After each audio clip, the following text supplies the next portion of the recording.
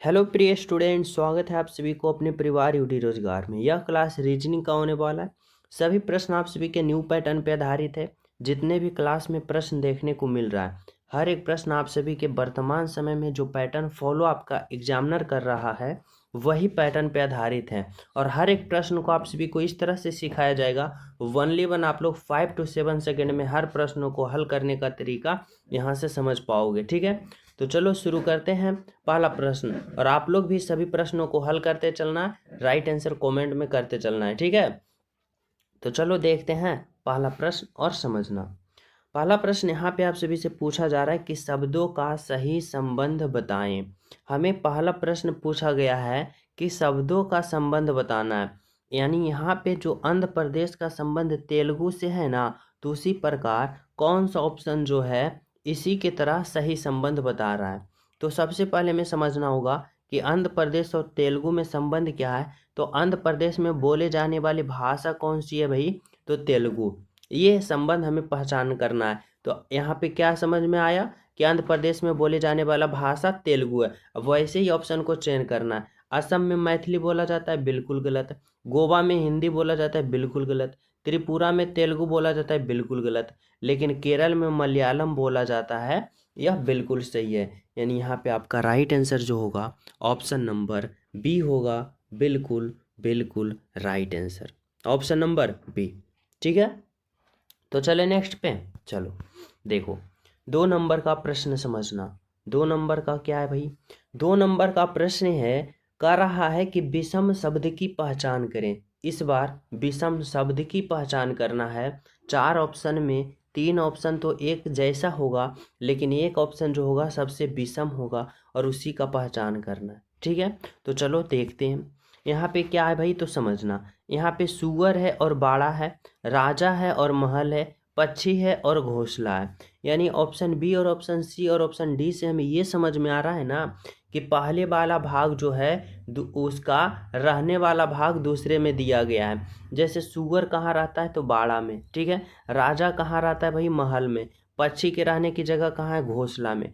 लेकिन जब हम बाज की बात करते हैं तो बाज की रहने की जगह असबूत असबूत पुत नहीं होता है, बल्कि क्या होता है? तो देखो, बाज जो ऐसे अपना कोई घर नहीं बनाता है। जैसे अधिकतर ज़्यादा जगह देखा जाएगा तो बाज रेगिस्तान में देखा जाएगा, या खुले खेत में देखा जाएगा, या खुले मैदान में देखा जाएगा। इसका कोई प्रॉपर घर नहीं होता है। यानी बाज जो है वह यहाँ पे आज़ाद पक्षी आसमान में रहता है। ठीक है, या तो अपना घोंसला या रेगिस्तान में देता है, या फिर कहीं खेत खलिहान में देता है, खुले जगह। ठीक है, तो सबसे अलग ऑप्शन जो होगा ऑप्शन नंबर ए होगा, बिल्कुल सही होगा। क्योंकि सुगर के रहने की जगह बाड़ा है, राजा के रहने की जगह महल है, पक्षी के रहने की जगह घोंसला है, और बाज जो रहता है खेत खलिहान या फिर रेगिस्तान में। ऑप्शन नंबर ए होगा बिल्कुल सही। ठीक है, कंफ्यूज यहाँ पे नहीं करना है। चलो 3 नंबर का प्रश्न समझो क्या कर रहा है। 3 नंबर का प्रश्न है, कह रहा है विषम संख्या की पहचान करें। इस बार संख्या का हमें पहचान करना होगा कि कौन सा विषम संख्या है। कैसे करेंगे? तो यहाँ पे देखो 3 और 6 है, 12 और 128, 7 और 42, और 8 और 56। अब यहाँ पे हम रिलेशन क्या लगा सकते हैं? अगर हम इस तरह से सोच सकते हैं कि 3 गुने का 2 6, तो 12 गुने का 2 24, यहाँ पे नहीं, 7 गुने का 14, 8 दुना का 16। ये तरीका फॉलो नहीं कर रहा है। अब हमें यहाँ पे क्या देखना है? तो कुछ इस तरह से देखना है कि अगर हम ऑप्शन नंबर ए में बात करें तो 6 में अगर हम 3 से विभाजित करते हैं, या पूर्ण रूप से विभाजित हो रहा है, 3 दूना का 6। अगर हम 42 में 7 से भाग देते हैं तो यह भी पूर्ण रूप से विभाजित हो रहा है। यानी 7 6 का 42, 6 मरतब में कट रहा है। अगर हम बात करें 56 में अगर हम 8 से भाग देते हैं तो 8 5 40, 8 से 48, 8 सते 56, ये भी पूर्ण रूप से विभाजित हो रहा है। लेकिन जब हम बात करते हैं ऑप्शन नंबर बी का, यानी 128 में जब हम 12 से भाग देते हैं तो यहाँ पे शेषफल कुछ ना कुछ बच जाता है। यानी सबसे अलग हमें ऑप्शन जो दिखा ना, वह ऑप्शन नंबर बी दिखा, जो कि बिल्कुल सही है, सत्य है। आपका right answer option number B है। समझ पा रहे हो यहाँ तक सभी विद्यार्थी? समझ रहे हो ना? तो चले नेक्स्ट पे। और सभी प्रिय स्टूडेंट क्लास को लाइक कर देना, और जो न्यू हो ना चैनल सब्सक्राइब करके बेल आइकन प्रेस जरूर कर देना, ताकि प्रतिदिन क्लास का अपडेट आप सभी को मिलता रहे और आप लोग जितना प्रैक्टिस करोगे आपका एग्ज़ाम पेपर में और फाइनल एग्ज़ाम में उतना ही नंबर इंक्रीज होगा। ठीक है, इसलिए प्रैक्टिस कंटिन्यू करना। चलो अगला प्रश्न देखते हैं क्या कर रहा है भाई।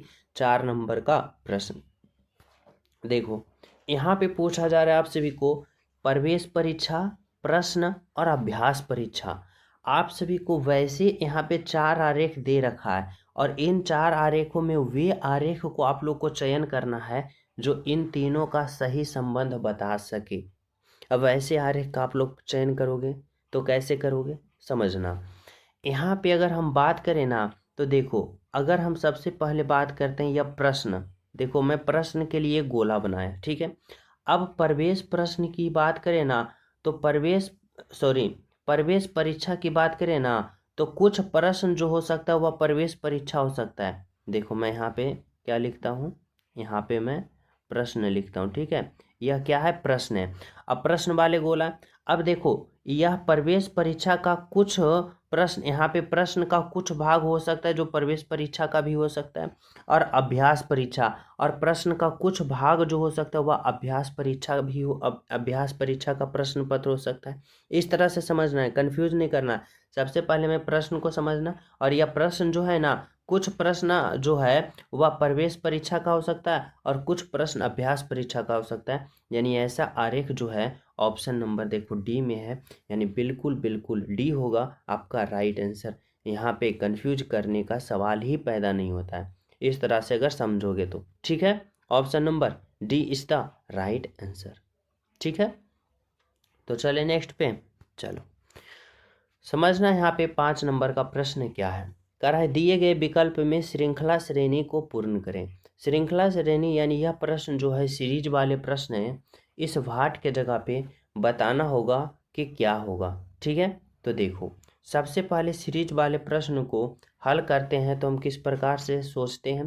पहला हमें ये देखना होता है कि यह सीरीज का ऑर्डर क्या है। तो देखो यह बढ़ते क्रम में यानी धीरे धीरे सीरीज बढ़ रहा है, ठीक है। एगो खोल रहे हैं, धीरे धीरे बढ़ रहा है। अब धीरे धीरे बढ़ रहा है तो यहाँ पे हमें देखना होगा कि किस तरह से बढ़ रहा है। जैसे कि देखो यहाँ पे 33 है और यहाँ पे 45 है। अब 33 से 45 हुआ तो कुछ तो बढ़ा ना। अब कितना बढ़ा, जो देखो यहाँ पे 2 और यहाँ पे 1, 12 बढ़ा। फिर 45 से यहाँ पे 69 हुआ तो कितना बढ़ा, तो यहाँ पे कितना बढ़ा भाई, तो यहाँ पे 4 और यहाँ पे 2 यानी प्लस का 24 बढ़ा, ठीक है। अब देखो 105 से यहाँ पे कितना हो रहा है, 96 हो रहा है। तो यहाँ पे कितना हो रहा है, तो प्लस का 36 हो रहा है, प्लस का 36 हो रहा है ना। और 105 से यहाँ पे क्या हुआ, तो 105 से यहाँ पे 153 हुआ। तो यहाँ पे क्या हुआ भाई, यहाँ पे इंक्रीज हो रहा है कितना, तो यहाँ पे प्लस का 48 हो रहा है, ठीक है। हो रहा है ना, यहाँ पे प्लस का 48। अब उसी प्रकार जब यहाँ पे करोगे, अगले पद प्राप्त करोगे तो यहाँ पे क्या करोगे, तो देखो यहाँ पे कौन सा, यहाँ पे सीरीज में फॉलो हो रहा है जो देखो 12, 12 गुने का 2 24, अब 12 तिया का 36, 12 चौक 48। तो इस बार क्या होगा भाई, 12 पचे का 60, यानी इस बार प्लस का 60 बढ़ना चाहिए। अब 153 में जब 60 को जोड़ोगे कितना आएगा, तो 0 और 3 3 होगा, 5 और 6 11 होगा, बाकी 1 और 1 1 2 होगा, 213। अब 213 जो होगा ना ऑप्शन नंबर डी में है, यानी राइट आंसर आपका जो होगा ऑप्शन नंबर डी होगा। बिल्कुल सही, बिल्कुल सत्य, option number D is the right answer. तो सीरीज वाले प्रश्न में सबसे पहले देखना ऑर्डर क्या है। अगर बढ़ रहा है सही ऑर्डर में या घट रहा है सही ऑर्डर में, तो उसको देखना है कितना से बढ़ रही है कितना से घट रहा है, उसके बाद ही हल करना है, ठीक है। चलो यहाँ पे समझते हैं 6 नंबर का प्रश्न। 6 नंबर का प्रश्न आप सभी से पूछा जा रहा है कि दिए गए विकल्प में श्रृंखला श्रेणी को पूर्ण करें। अब इस बार भी हमें सीरीज वाला ही प्रश्न है, लेकिन इस बार अल्फ़ावर्ड से सीरीज दे रखा है। और अल्फ़ावर्ड से सीरीज वाले प्रश्नों को हम लोग किस तरह से हल करते हैं भाई, तो इस तरह से करते हैं जैसे कि सबसे पहले उसका अल्फ़ावर्ड पोजीशन लिख लेते हैं। जैसे कि देखो मैं यहाँ पे लिखता हूँ, यहाँ पे क्या है जेड का अल्फ़ावर्ड पोजीशन 26 होता है ना। और एक्स का कितना होता है भाई, तो एक्स का 24 होता है, एक्स का 24 होता है, ठीक है। फिर डब्लू का कितना होता है, डब्लू का 23 होता है। और यू का कितना होता है, 21 होता है। टी का कितना होता है, 20 होता है। और आर का 18 होता है, ठीक है। यहाँ पे क्या है, तो क्यू का कितना होता है, 17 होता है। क्यू का कितना होता है भाई 17 होता है, और यहाँ पे क्या है समझना इस तरह से,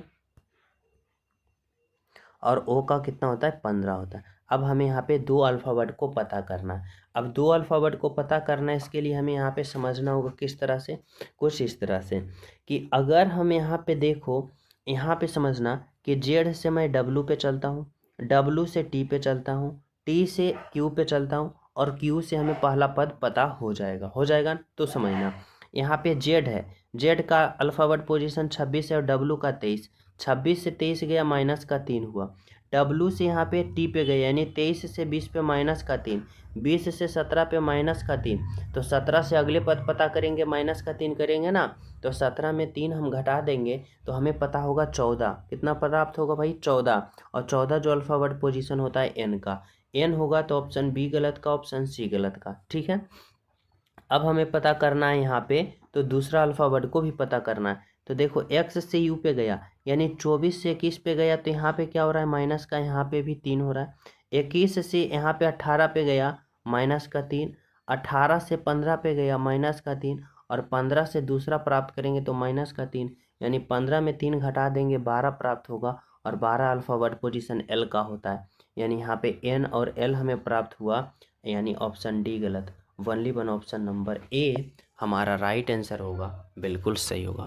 तो जब भी ऐसा अल्फ़ाबेट से सीरीज से प्रश्न आ जाए ना, तो अल्फ़ाबेट पोजीशन जरूर लिखना और उसके बाद सोल्व करना, बिल्कुल ही आसान तरीका से हल हो जाएगा। ठीक है, यहाँ तक सभी विद्यार्थी समझ रहे हो? तो चलिए नेक्स्ट प्रश्न पे। चलो देखो अगला प्रश्न समझना क्या कर रहा है, 7 नंबर का प्रश्न। 7 नंबर का प्रश्न यहाँ पे पूछा जा रहा है कि एक निश्चित कूट भाषा में FLED को इतना के रूप में लिखा जाता है, GIFT को इतना के रूप में लिखा जाता है, तो HUN को के कैसे लिखा जाएगा। यह प्रश्न जो है कोडिंग डिकोडिंग का, इसको समझना बिल्कुल ही आसान तरीका से। पूछा जा रहा है FLED को इतना लिखा जाता है। अब देखो यहाँ पे क्या है, F है, L है, E है और D है। अब इतना को इतना कोड वर्ड लिखा ना, तो इसका तरीका क्या है, तो देखो यहाँ पे समझना, यहाँ पे F का अल्फ़ाबेट पोजीशन 6 है, लेकिन यहाँ पे 3 लिखा यानी 6 का आधा 3 लिख दिया, आधा नहीं लिखा, हमारी बातों को समझना, 6 में माइनस का 3 कर दिया, अब 6 में माइनस का 3 करोगे 3 आएगा। एल का अल्फ़ाबेट पोजीशन 12 होता है, 12 में माइनस का 3 करोगे तो यहाँ पे 6 हो जाए, सॉरी 9 हो जाएगा, और यहाँ पे देखो 9 है ना। उसी प्रकार देखो ई का अल्फ़ाबेट पोजीशन 5 होता है, 5 में अगर 3 को माइनस करोगे 2 हो जाएगा, यहाँ पे 2 है ना। उसी प्रकार डी का अल्फ़ाबेट पोजीशन 4 होता है, 4 में 3 को माइनस करोगे 1 होगा, और यहाँ पे 1 है ना। यानी क्या किया, तो इन सभी के अल्फ़ाबेट पोजीशन में 3 को घटा दिया और यहाँ पे कोड वर्ड तैयार कर दिया। उसी प्रकार देखो जी का अल्फ़ाबेट पोजीशन 7 होता है, 7 में 3 घटाया 4, आई का 9 होता है, 9 में 3 घटाया 6, एफ का 6 होता है, 6 में 3 घटाए 3, और टी का 20 होता है, 20 में 3 घटाया तो 17। अब उसी प्रकार हम इसमें नहीं कर देंगे, सभी में 3 घटा देंगे, तो देखो एच का कितना होता है 8, 8 में अगर हम 3 घटा देंगे तो हमें कितना होगा 5, तो यहाँ पे 5 हो जाएगा, और 5 देखो ऑप्शन नंबर 1 में ही है, सॉरी ऑप्शन नंबर सी में ही है, तो यानी आपका right answer option number C ही होगा। ठीक है, यहाँ पे कंफर्म कर लो पूरा। देखो यू का अल्फ़ाबेट पोजीशन 21 होता है, 21 में 3 घटा दोगे 18, और एन का 14 होता है, 14 में 3 घटा दोगे तो यहाँ पे कितना होगा भाई, तो 14 में 3 को घटा दोगे यहाँ पे, तो यहाँ पे क्या होगा, तो यहाँ पे सॉरी 14 में 3 घटा दोगे 11, और के का अल्फ़ाबेट पोजीशन 11, 11 में 3 घटा दोगे तो 8। अब देखो 5 18 11 8, 5 18 11 8 है, बिल्कुल है, यानी right answer option number C होगा। ठीक है, समझ रहे हो? चलो अगला प्रश्न समझना, 8 नंबर का क्या है, कह रहा है एक निश्चित कूट भाषा में इतना को 10 लिखा जाता है, समझना, इतना को 6 लिखा जाता है, तो इतना को क्या लिखा जाएगा। देखने में बहुत ही डिफिकल्ट प्रश्न लग रहा है, लेकिन बहुत ही सिंपल से सोल्व होगा। समझो अगर हमें इतना से अगर 10 बनाने के लिए कर रहा है ना, तो यहाँ पे अल्फ़ाबेट पोजीशन का प्रयोग नहीं किया होगा। क्यों? क्योंकि अगर हम सभी का अल्फ़ाबेट पोजीशन का प्रयोग करके जोड़ घटाव गुना भाग कोई भी तरीका फॉलो करें ना, तो 10 नहीं आएगा, क्योंकि यहाँ से बहुत बड़ा संख्या बनेगा। इसलिए हमें कुछ स्मार्ट तरीका से सोचना पड़ेगा, कुछ इस तरह से कि यहाँ पे 10 है। पहले देखो यहाँ पे टोटल अल्फ़ाबेट कितना है। देखो 1 है, 2 है, 3 है, 4 है, 5, 6, 7, 8, 9, 10, 11। 11 है ना, और 11 में 1 माइनस कर दिया और यहाँ पे 10 लिख दिया। ठीक है, अब उसी प्रकार यहाँ पे देखो 1, 2, 3, 4, 5, 6, 7, 7 अल्फ़ाबेट है। 7 में 1 को माइनस करो 6, यहाँ पे 6 है, बिल्कुल है, तो उसमें भी काउंट करो 1, 2, 3, 4, 5, 6, 7, 8, 9।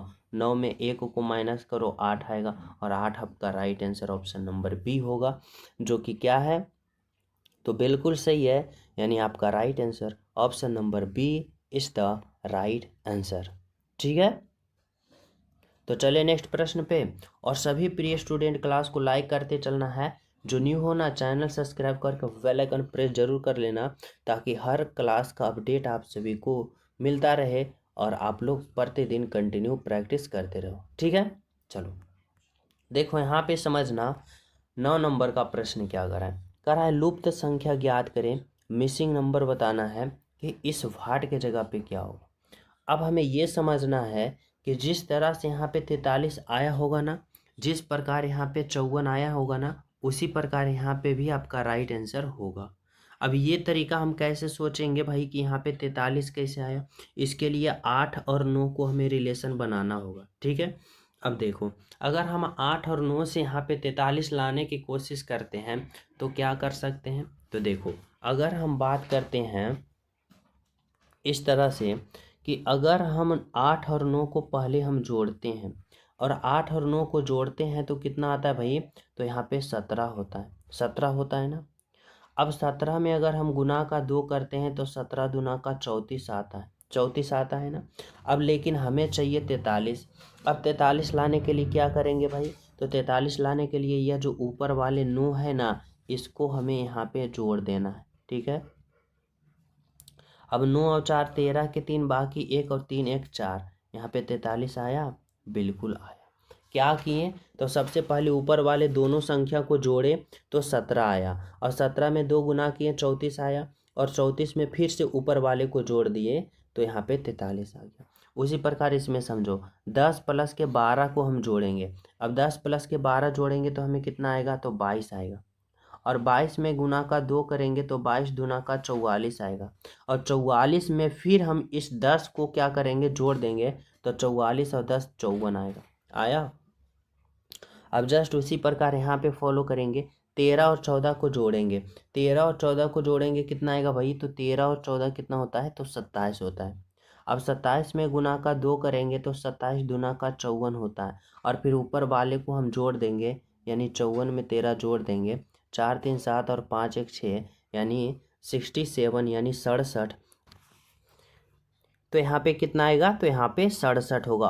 अब 67 देखो कौन सा ऑप्शन में है, तो देखो यहाँ पे ऑप्शन यहाँ पे गलत हो गया, ये ऑप्शन अगले वाले प्रश्न में चला गया, और अगले वाला प्रश्न का ऑप्शन इसमें आ गया। देखो समझना, यहाँ पे 67 आया ना, 67 आपका राइट आंसर होगा। अब देखो इस वाले ऑप्शन में 67 आ गया, यानी 67 ऑप्शन नंबर बी में है, जो कि आपका राइट आंसर होगा। और इस प्रश्न का जो ऑप्शन है ना, इस प्रश्न का ऑप्शन इसमें आ गया होगा। ठीक है, तो कन्फ्यूज नहीं होना, इसका हमें कितना आया, 67 आया, जो कि ऑप्शन नंबर कितना में है भाई, तो ऑप्शन नंबर बी में। ठीक है, अब देखना ये प्रश्न 10 नंबर का प्रश्न क्या है।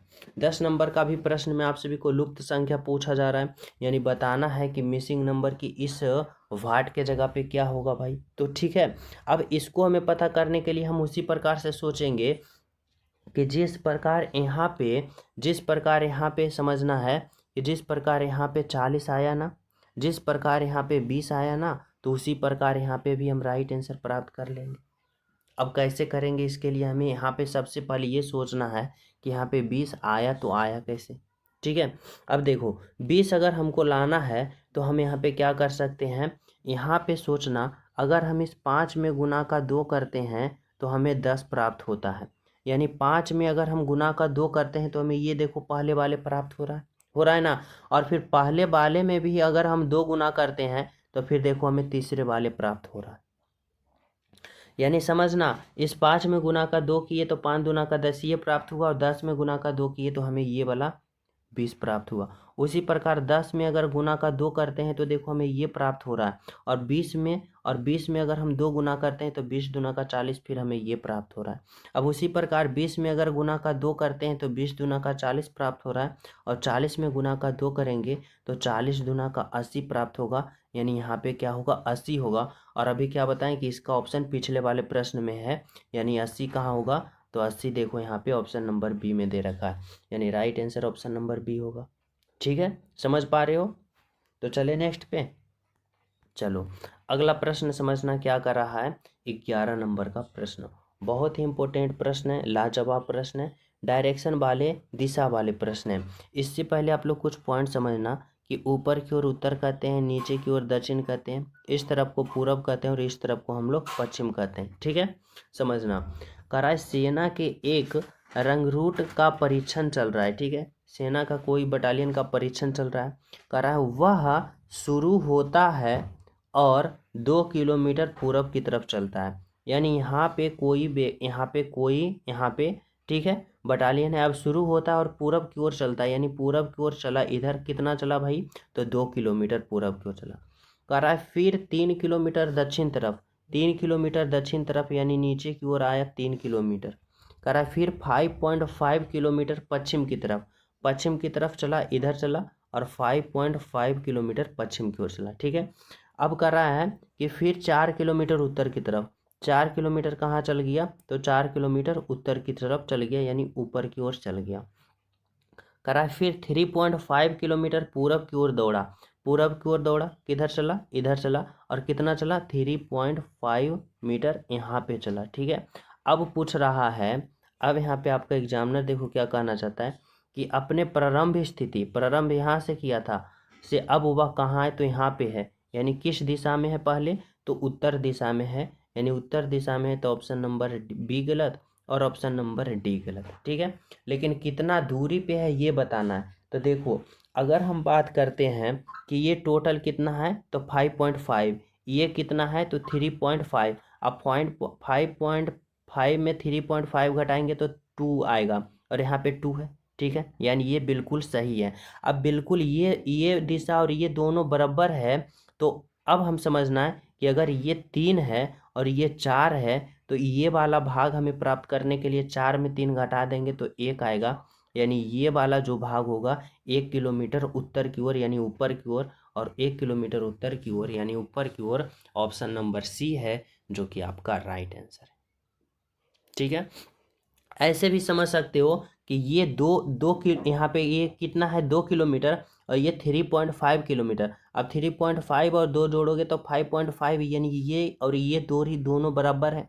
अब ये दोनों बराबर है तो ये 3 है और ये 4 है, तो ये जो छोटा बचा हुआ है 4 में से 3 जाएगा तो 1 ही किलोमीटर होगा, यानी ऑप्शन नंबर सी होगा। ठीक है, चलो अगला प्रश्न समझना क्या कर रहा है, 12 नंबर का प्रश्न। 12 नंबर का प्रश्न में पूछा जा रहा है कि दिए गए आकृति में कितने चतुर्भुज हैं, यानी हमें बताना है कि इस आकृति में चतुर्भुजों की संख्या कितनी है। अब चतुर्भुज की संख्या काउंट कैसे हम करते हैं, तो सबसे पहले चतुर्भुज समझो। चतुर्भुज में 4 भुजा है होगा, यानी या तो टेढ़ हो, कुबड़ हो, जैसे भी हो, लेकिन उसमें 4 भुजा होना अनिवार्य है, उसे हम चतुर्भुज कहते हैं।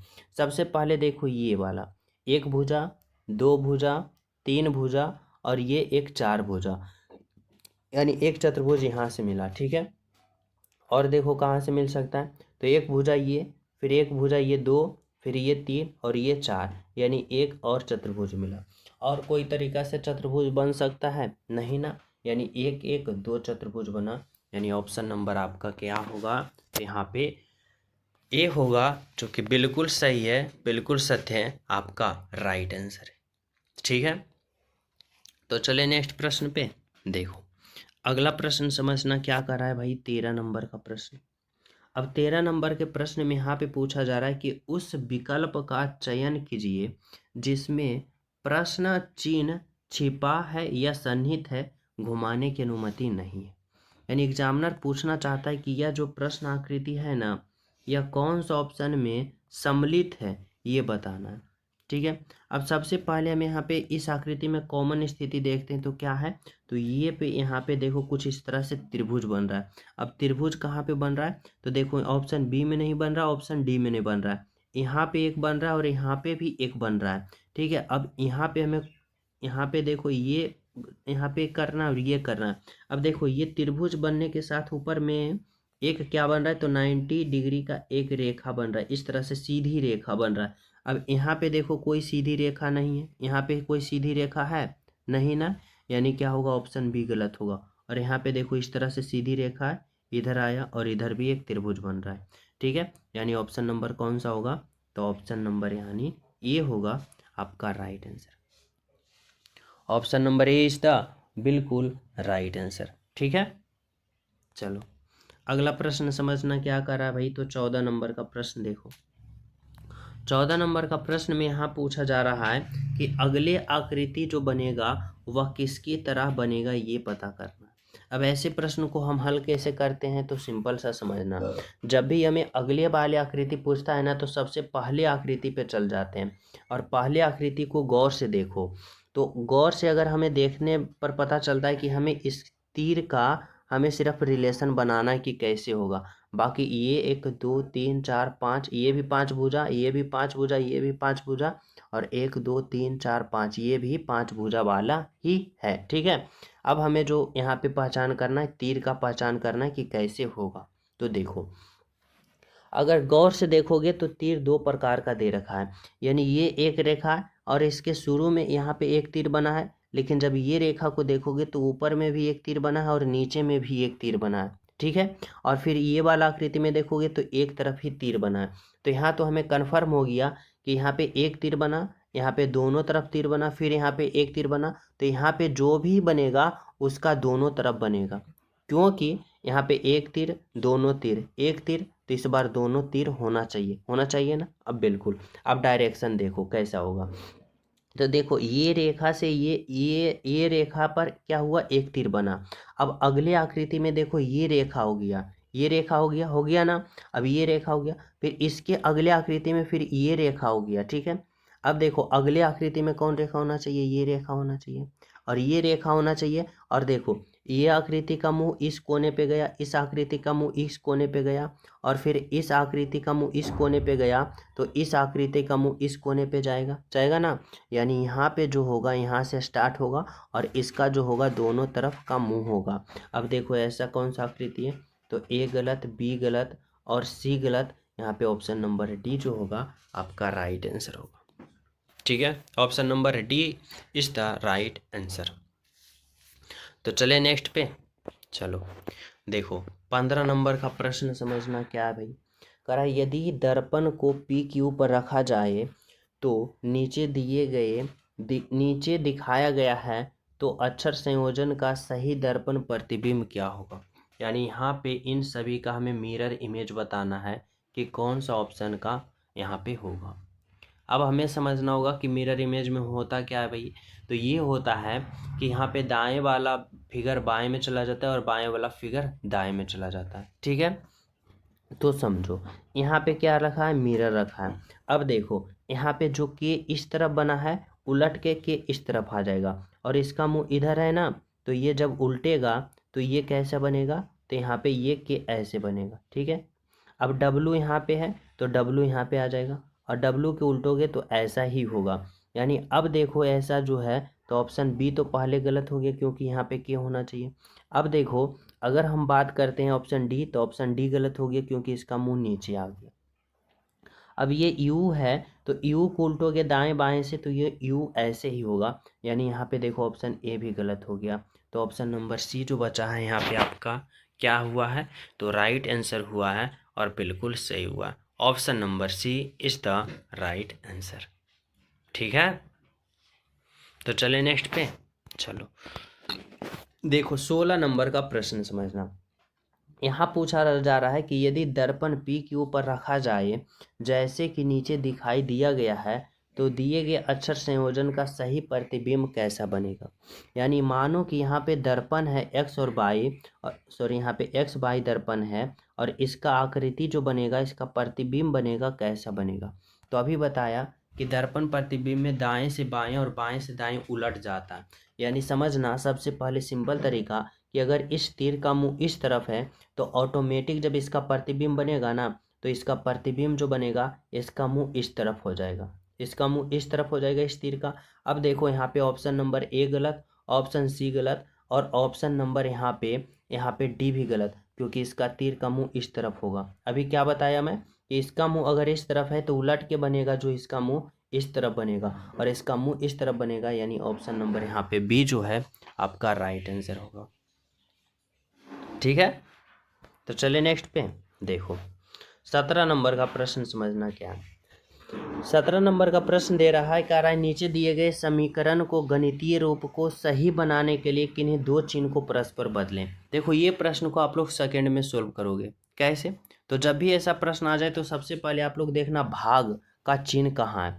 भाग का चिन्ह यहाँ है। अगर हम 9 में 2 से भाग देंगे पूर्ण रूप से विभाजित होगा नहीं ना, यानी इसका शेषफल कुछ बच जाएगा। ठीक है, तो यहाँ पे हम समझेंगे कि ये तो यहाँ पे होगा नहीं, इसके जगह कोई और चिन्ह आएगा। अब ऑप्शन पे आना है। ऑप्शन पे देखो भाग कहाँ कहाँ पे है। अभी ऑप्शन ए और ऑप्शन बी को कट करो, ऑप्शन सी और डी में भाग है। तो देखो अगर हम बात करते हैं कि घटाव के जगह भाग रखना है और भाग के जगह घटाव, तो घटाव यहाँ अगर हम भाग रखते हैं तो 36 में अगर हम 81 से भाग देंगे, ये पूर्ण रूप से कटेगा नहीं, यानी यहाँ पे भी शेषफल हमें बच जाएगा। ठीक है, अब हमें देखना ऑप्शन डी का, गुना के जगह भाग रखना है। अब गुना के जगह भाग रखना है, यानी 81 में 9 से भाग देंगे तो ये पूर्ण रूप से कट जाएगा, इसका शेषफल नहीं बचेगा। तो सबसे पहले हमें ऑप्शन डी को ही फॉलो करना है। यानी यहाँ पे देखो क्या करना है, गुना के जगह भाग और भाग के जगह गुना। तो यहाँ पे 48 होगा, प्लस का 36 होगा, माइनस का 81 होगा, और भाग के जगह गुना के जगह भाग देना है 9 होगा, और फिर भाग के जगह गुना देना है 2 देना। ठीक है, अब देखो अगर हम 81 में 9 से भाग देंगे तो 9 होगा, और गुना का 2 होगा, और माइनस का यहाँ पे 36 आ जाएगा, और यहाँ पे प्लस का 48 आ जाएगा। ठीक है, अब देखो अगर हम गुना करेंगे तो 9 दूना का 18 हो जाएगा, और माइनस का अब हम 36 प्लस का 18 करेंगे, 48 करेंगे, कितना आएगा, तो 8 6 14 के 4 बाकी 1, और 4 3 7 और 1 8, 83 आ गया। अब 83 में अगर आप 84 आ गया।